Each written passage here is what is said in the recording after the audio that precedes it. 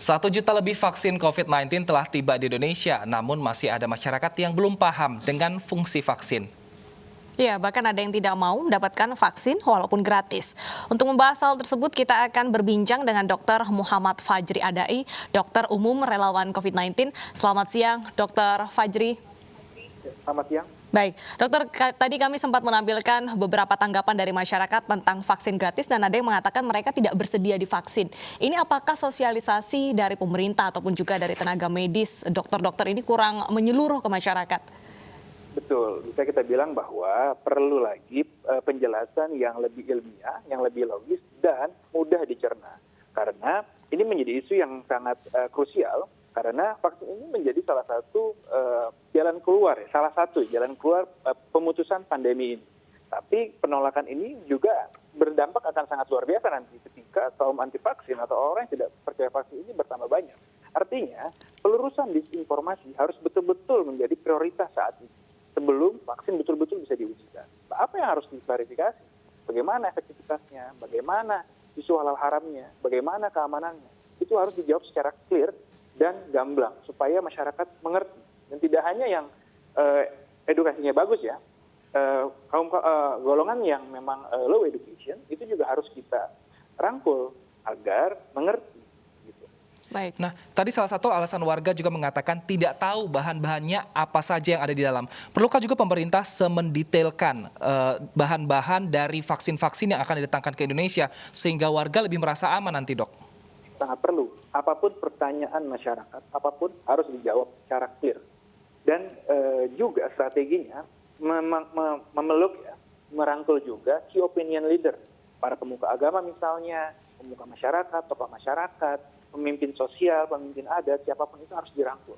Karena walaupun digratiskan nanti APBN sudah tersedia, tapi ada penolakan seperti ini kan bahaya. Seperti waktu itu ada polio ya, terjadi contoh ya pada vaksin polio ada penolakan waktu itu kan di daerah Jawa Barat. Ketika dunia sudah mulai eradikasi, terjadi outbreak lagi kan di salah satu daerah kalau nggak salah ya, Banten kalau nggak salah. Pokoknya ada di daerah begitu. Nah, jangan sampai ada golongan-golongan yang menolak karena ini menjadi problem nanti. Padahal pandemi mungkin saja bisa selesai. Baik.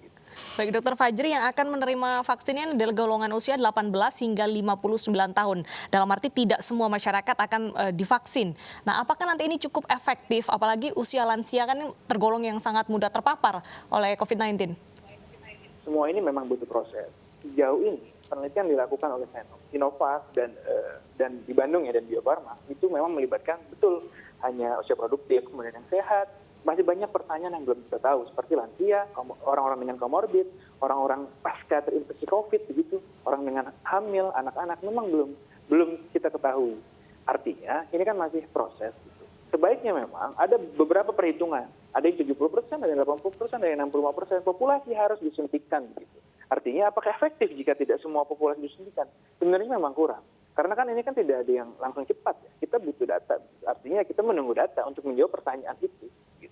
Nah, dari efekasi vaksin sendiri yang akan tiba di Indonesia ini berbeda, Dok. Ada yang sekitar 86%, ada yang sampai 95%. Nah, ini jadi menimbulkan opini di masyarakat kenapa tidak memilih yang efikasinya tinggi saja sehingga masyarakat merasa lebih aman. Sebenarnya efikasi ini sendiri bisa menjamin nggak sih, Dok, kalau kita tidak akan lagi terkena COVID-19? Pada penelitiannya, itu kan batas penelitian yang populasi 44.000. Diharapkan penelitian ini kan dari sampel kecil bisa digeneralisasikan dalam populasi yang besar. Itu kan konsep penelitian kan esensinya begitu. Lalu menjadi pertanyaan, apakah bisa? Harapannya bisa. Kita berdoa, kita berupaya. Upayanya ini yang bisa kita lakukan. Lalu bagaimana? Kok bisa beda-beda nih guna vaksin? Kita kan nggak tahu pada awalnya. Kan kita nggak tahu kalau vaksin Moderna atau vaksin Pfizer atau vaksin yang lain itu ternyata bisa 90%. Nggak ada yang tahu begitu. Kalau udah tahu, pasti orang juga akan mencari itu. Jadi memang nggak ada yang tahu.